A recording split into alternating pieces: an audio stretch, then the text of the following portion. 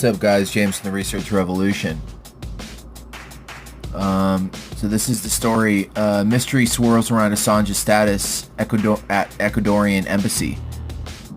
In Paris, midway through releasing a series of damaging disclosures about U.S. presidential contender Hillary Clinton, WikiLeaks founder Julian Assange says his hosts at the Ecuadorian embassy in London abruptly cut him off from the internet.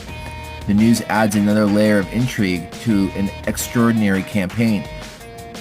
We can confirm Ecuador cut off Assange's internet access Saturday 5 p.m. Mountain Time, shortly after publication of Clinton's Goldman Sachs speeches, the group said in a message posted to Twitter late Monday. With both WikiLeaks and the Ecuadorian officials refusing to say much more about the incident, outsiders were left to guess at what was happening behind closed doors at the embassy suite at number 3 Hans Crescent, at stucco-fronted building which Assange has called home for more than 4 years.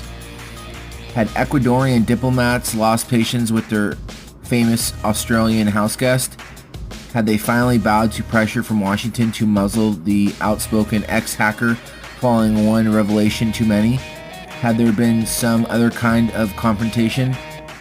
WikiLeaks said unspecified contingency plans were in place and its Twitter account was still active Tuesday. On Monday, it released the latest tranche of emails from senior Clinton ally John Podesta, suggesting that for now at least the group's ability to publish has not been compromised. The disclosure was the 10th installation in a series of leaks which have captured the workings of Clinton's inner circle and included excerpts of her well-compensated speeches to investment bank Goldman Sachs. WikiLeaks staffer Kristen Hoffinson and Sarah Harrison did not repeat messages seeking comment. A woman who answered the phone at embassy said she was not authorized to say anything. Ecuador's foreign minister Guillaume Long approached the Associated Press on the sidelines of a United Nations conference in Quito on Monday, declined to comment when asked about Assange. His office later released a terse statement in response to the speculation of the last few hours, of reaffirming Assange's asylum status and saying that his protection by the Ecuadorian state will continue while the circumstances that led to the granting of asylum remain. The statement made no mention of Assange's internet access. Assange fled to the Ecuadorian embassy on June 19, 2012, after a drawn-out and ultimately unsuccessful legal battle to avoid extradition to Sweden, where he remains wanted for an allegation of rape. British authorities have made clear that they would arrest him if he tried to leave, and London's Metropolitan Police used to maintain a visible presence outside the building.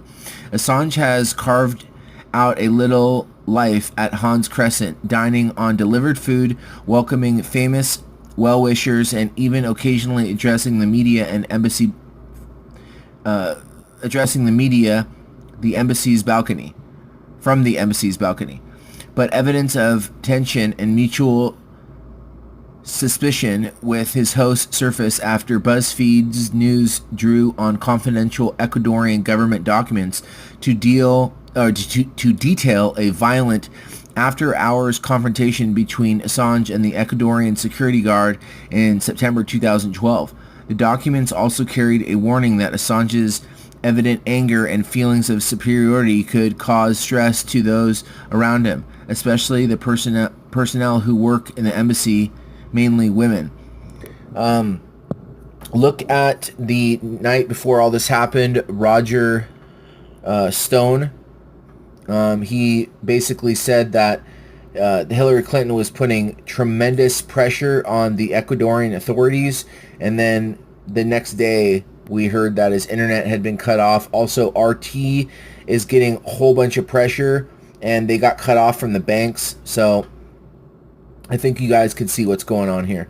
This has been James from the Research Revolution.